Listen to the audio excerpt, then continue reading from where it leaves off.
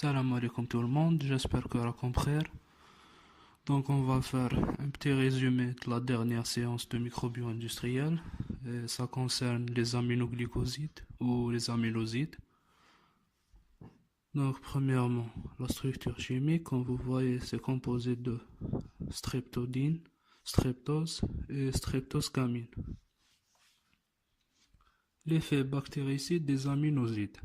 Donc, ces antibiotiques traversent la paroi et la membrane bactérienne et pénètrent à l'intérieur de la cellule pour se fixer sur les sous-unités 30S des ribosomes, ce qui va bloquer la synthèse des protéines et donc la lyse cellulaire.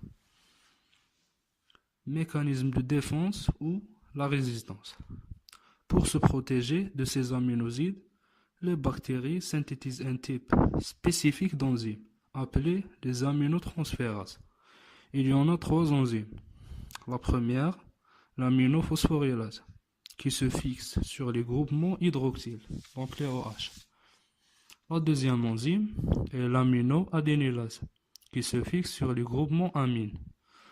La troisième enzyme, qui est l'aminoacétylase, qui se fixe sur les groupements méthylés.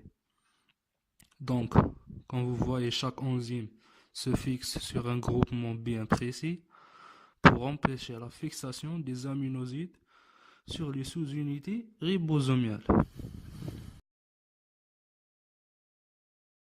Donc, juste une pause, une petite remarque. Quelle est la différence entre un cofacteur et un précurseur? Alors, un précurseur est un élément facultatif qui favorise ou bien il augmente le rendement de la cellule, alors que le cofacteur est un élément essentiel et sa présence est indispensable pour la biosynthèse des molécules. Voilà. Le danger des aminotransférases, c'est que ces enzymes sont codées par des gènes plasmidiques. Alors, c'est facilement et rapidement transmissible d'une bactérie à une autre. Et par conséquent, la résistance est aussi transmise.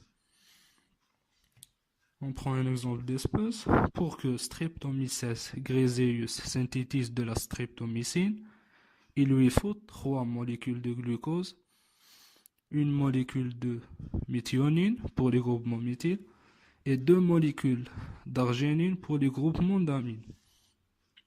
Voilà, j'espère que vous avez bien compris ce petit résumé et bon courage pour vos révisions. ربي يوفقكم إن شاء الله.